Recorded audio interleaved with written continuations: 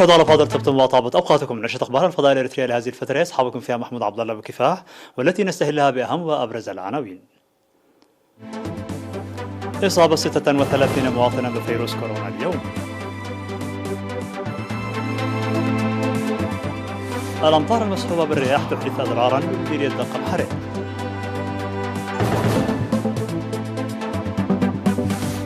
جهود للدفع ببرامج التنميه في حقات.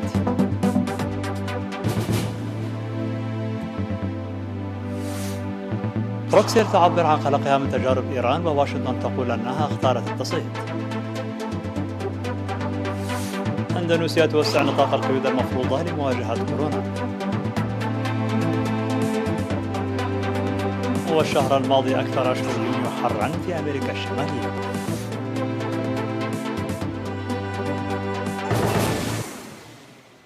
مرحبا بكم من العناوين إلى التفاصيل.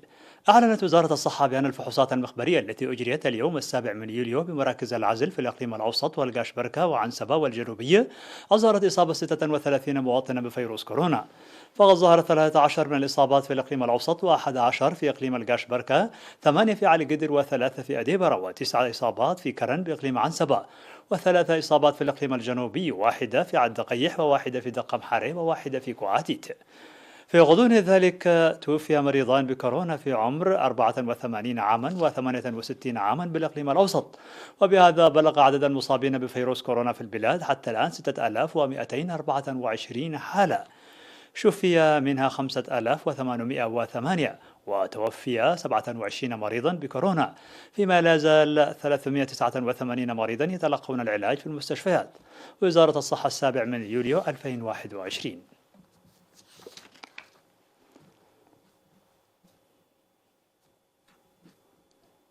تسببت الأمطار الغزيرة المصحوبة بالرياح والثلوج والتي هطلت في السادس من يوليو بمنطقتي كورباريا وأدغنا في مديرية دقة محاري بالإقليم الجنوبي تسببت في إحداث أضرار بالمؤسسات والمواشي والزراعة، حيث تسببت في انهيار أحد المباني واقتلاع أشجار مدرسة نقفانا المتوسطة في منطقة كورباريا، واقتلاع ألواح الزنك من 3 غرف مؤسسة كورباريا لإنتاج الألبان.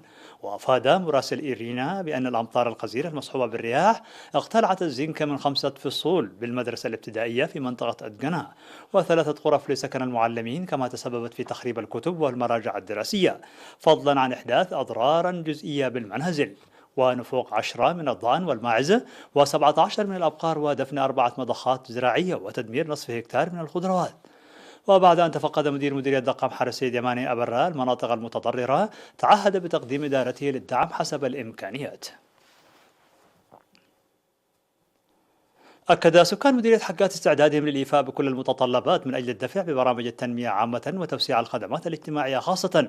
وأوضحت إدارة المديرية حصول أكثر من 85% من السكان على مياه الشرب الصالحة، ووجود 38 مدرسة من رياض الأطفال وحتى المرحلة الثانوية، ومستشفى عمومي واحد، و6 عيادات ونقطتين صحيتين. وذكرت الإدارة بأن بعض القرى تواجه نقصا في المياه بسبب القصور الفني والإداري وشح المياه الجوفية. وحول خدمات المواصلات تمت إضافة خطوط مواصلات جديدة، كما بدأت شركة حارات للمواصلات العامة خطا مباشرا الشهر الماضي من وإلى حقات أسمرة، فضلا عن إرساء خدمات الهاتف النقال في أغلب المناطق. هذا وتبذل الجهود في مديرية حقات لتنمية البساتين وزيادة مساهمة المزارعين في أنشطة صيانة التربة وحفظ المياه. نظم قسم الثقافة والرياضة في الإقليم الأوسط ورشة عمل يوم السادس من يوليو بأسمرة، وذلك بالتعاون مع نادي تسفى حول تطوير رياضة المعاقين. وتضمنت الورشة التي عقدت ليوم واحد تقديم أوراق عمل حول إدارة الرياضة وقدرة التنظيم والاهتمام برياضة المعاقين، والرياضة للصم والمكفوفين، والرياضة للمصابين بالتوحد والتخلف الذهني، وكذلك الرياضة التراثية للمعاقين.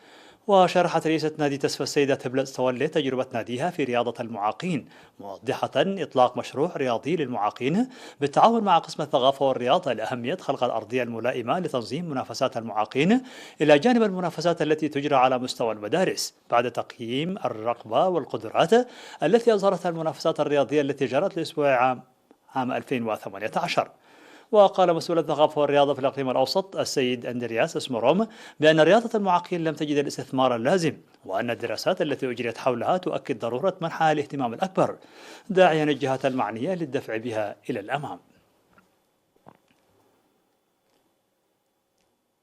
حققت برامج الإصلاح البيئي الأهلي في ضاحيتي هوشيت وجميل بمديرية دقة في إقليم القشبركة حققت نتائج جيدة في مجال مكافحة الأمراض المعدية.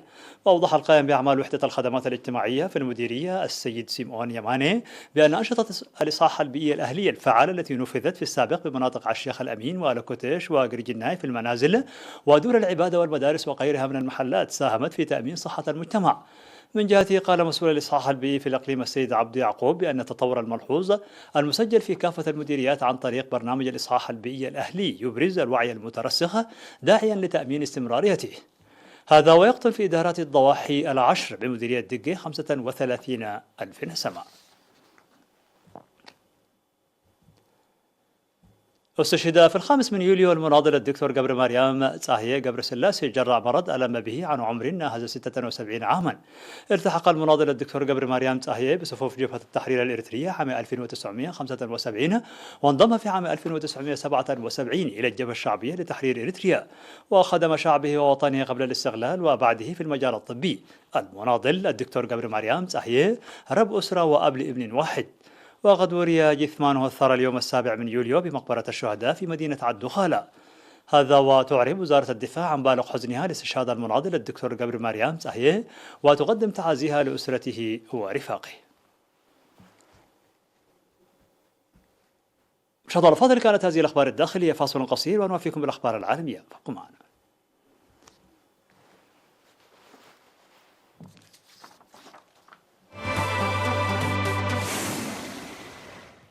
مرحبا بكم على الصعيد العالمي. دعت الولايات المتحدة الأمريكية إيران إلى التوقف عن اتباع سياسة استفزازية فيما يتعلق بالملف النووي، وذلك بعد وقت قصير من صدور تقرير الوكالة الدولية للطاقة الذرية جاء فيها أن إيران تتوجه نحو إنتاج معدن اليورانيوم.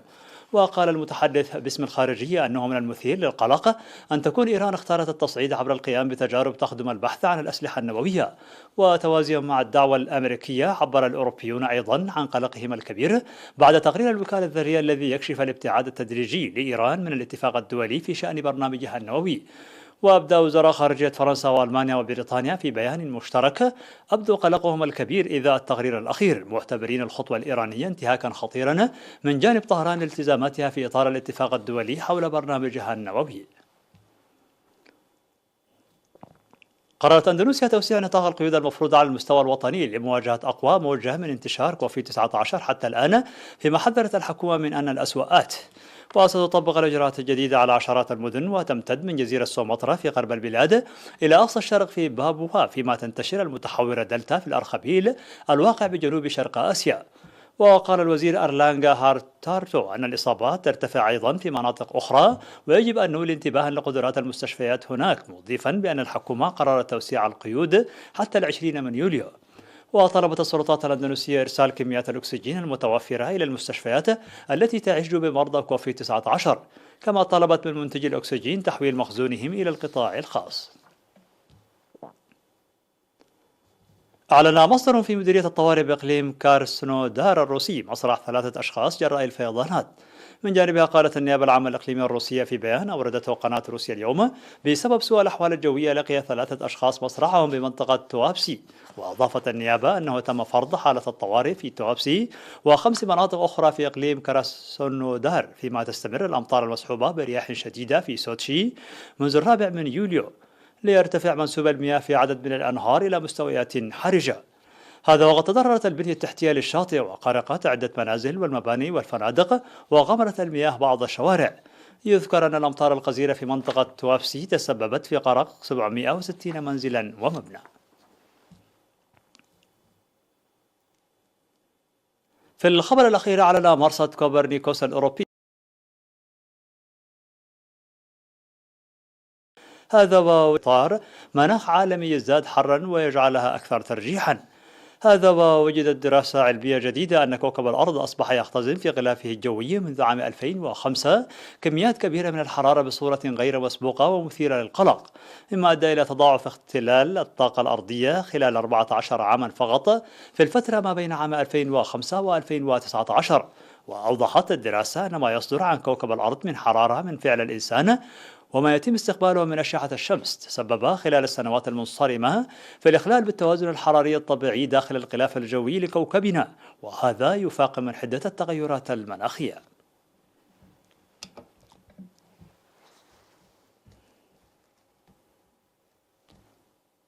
مشاهدينا الأفاضل، بهذا نكون قد وصلنا بكم إلى نهاية النشرة، ولكن قبل الختام إليكم موجز الأخبار. إصابة 36 مواطنا بفيروس كورونا اليوم.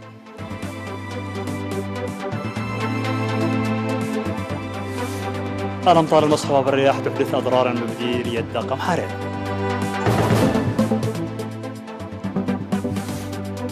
جهود للدفع ببرامج التنمية في حقات.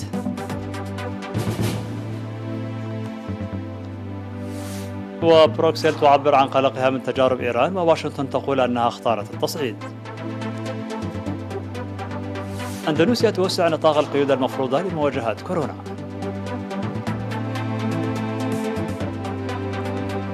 الشهر الماضي أكثر أشهر يونيو حرا في أمريكا الشمالية.